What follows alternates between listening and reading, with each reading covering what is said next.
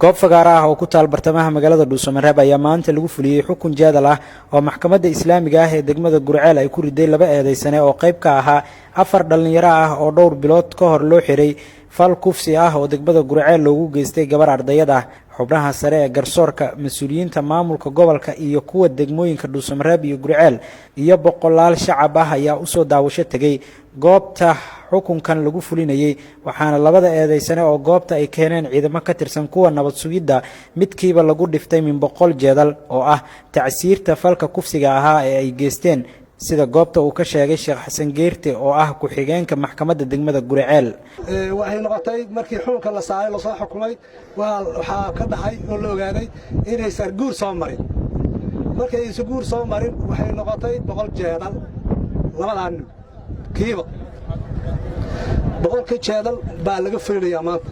markii 100 jeedal lagu dhuftana waxa u dhimanaanaya waxa la yiraahdo erin hal sano oo qariib la yiraahdo hal sano al area meeshay waxaas ku suubiyeen baa laga fogeeyay qormada u taala hal sano oo dhiman oo la eriyaayo oo meeshay ku faleen waxaas macsida ku faleen laga dheereynayo meeshay ku suubiyeen waxaas laga fogeeyay. gudoomiyaha gobolka Galgaduud Axmed Cali Jimcaale iyo mas'uuliyiinta maamulada degmooyinka Dhuusamareeb iyo Gurceel ayaa sheegay in fulinta xukunkani ay tusaale u tahay cid kasta oo fal noocan ah loo soo qabto.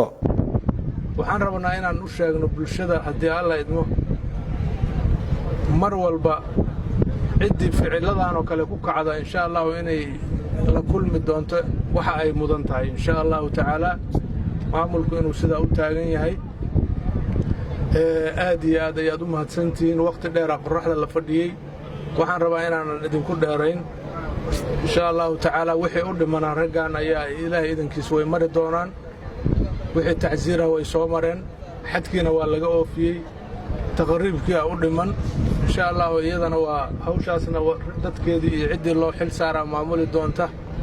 dhammaan waxaan rabnaa dadka ka soo jeeda deegaanadan inay u hoggaansamaan shariicada islaamka, ayna ogaadaan qof walba oo ku xadgudubta shariicada islaamka in laga fuli doono xadkii ay mutaysato. ayagana waxaan rabnaa inay inta u dhimana dhamaystaan, ilaahayna ay u toobad keenaan, ilaahay tooba weydiistaan. su'aalo ayaa jiray culimadu waxa xukmiyeen ma oofi doonaan baa la dhihi jiray. marka taas waa weeyaan way hartay xarwa hartay. ayagana waxaan leenahay ilaahay u laabta. waxa weeyaan waxaan waa wax sharciya, adinkana dambaa kugu sugan, ummadda islaamkaana dambaa ugu sugan. goobta xukunkan tacsiirta ah lagu sameeyay ayaa amnigeeda aad loo adkeeyay, waxaana ay noqonaysaa markii ugu horeysay ee maxkamadaha Galmudug ay fuliyaan xukunno noocan ah. Cabdullaahi Warsamar, Somali News TV, Dhuusamareeb.